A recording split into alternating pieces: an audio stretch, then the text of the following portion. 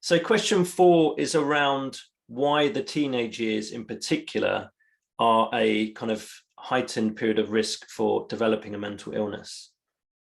Yeah, so I was very interested in this.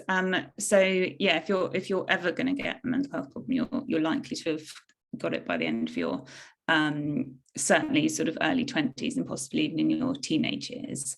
The way I think is useful to think about it is just to see it as a period of immense change. So there's a lot of biological change, so brain is changing rapidly, puberty is happening, and they both sort of have separate effects and interact with each other. So there's that change happening, but there's also the massive social change. So, adolescence starts right around the time you move to secondary school, and that's just a huge shift in their external world, and they're dropped into this new peer environment, which, like I just said, can be quite challenging and brutal and unforgiving. You're on your own much more, so you're just practically sort of exposed to more things that can make you unhappy. You can have all sorts of problems in your peer relationships that just didn't exist before.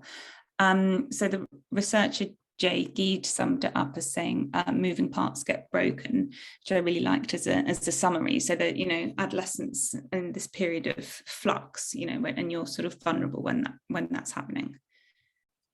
And so even though the teenage years, adolescence is a period where the risk of developing a mental illness increases, should parents and teachers be worried that their children, their teenage kids are going to get a mental illness? What are the stats in terms of, as a proportion of teenagers, how many roughly develop a mental illness in that age bracket?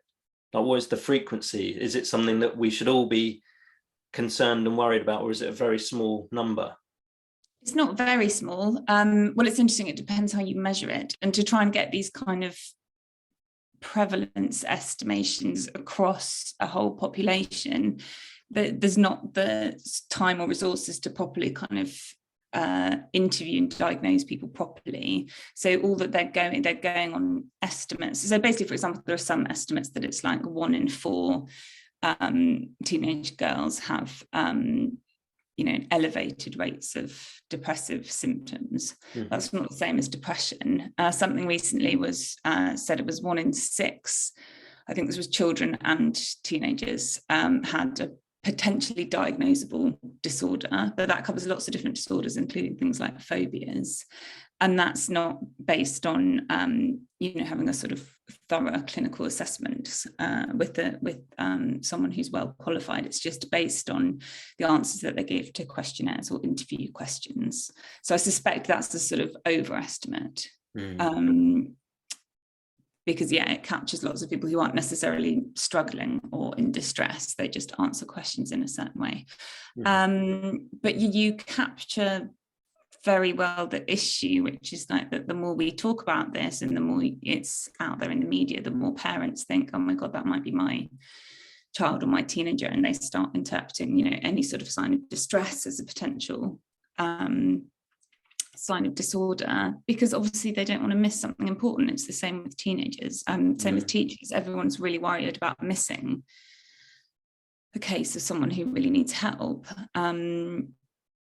It's incredibly difficult, this sort of well-meaning concern about not wanting to miss distress. But as we said, that can have problematic consequences.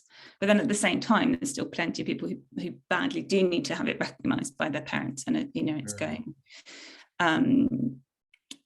Serious cases of distress are being missed. So both things happening at the same time. I think there's kind of over-diagnosis and under-diagnosis. Right.